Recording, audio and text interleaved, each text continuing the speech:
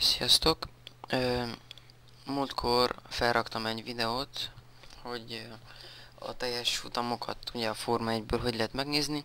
Hát sajnos kaptam negatív visszajelzéseket az idősebb, idézőjelben idősebb emberektől, akik szerették volna a régi idők futamait megnézni, hogy nem tudták, mivel ugye csak 2012 és 13-as futamok voltak fent azon a filmkereső oldalon.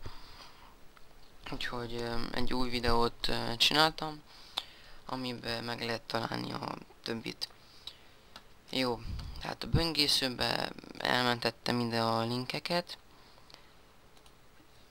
Először is lenne ez az oldal, ez a motorsport.eu5.org.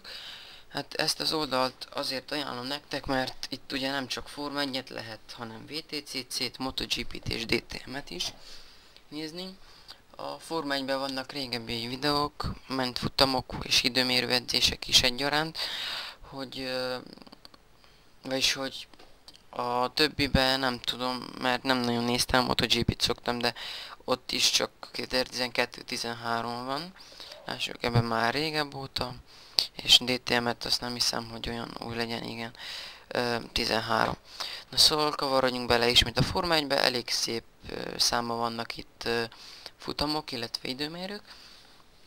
Látható 97 óta minden futam benne van, már itt a videó linkje, mert sajnos van olyan videó, amit letöröltek és nem hagyja, hogy megnézzük.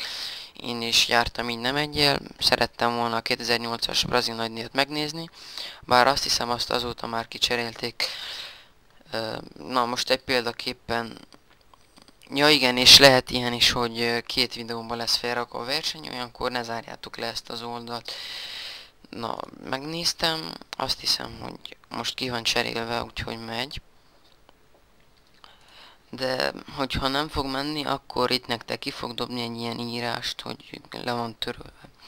Na, nekem elég lassan netem, úgyhogy ez lassan fog nekem amúgy is menni.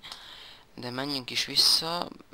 Amúgy a másik oldal, amit ajánlottam volna, ez a videoracing.hu, mert az előző oldal nagyjából mindig átirányít erre.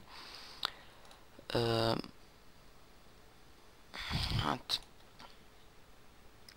ezen is lehet keresgélni.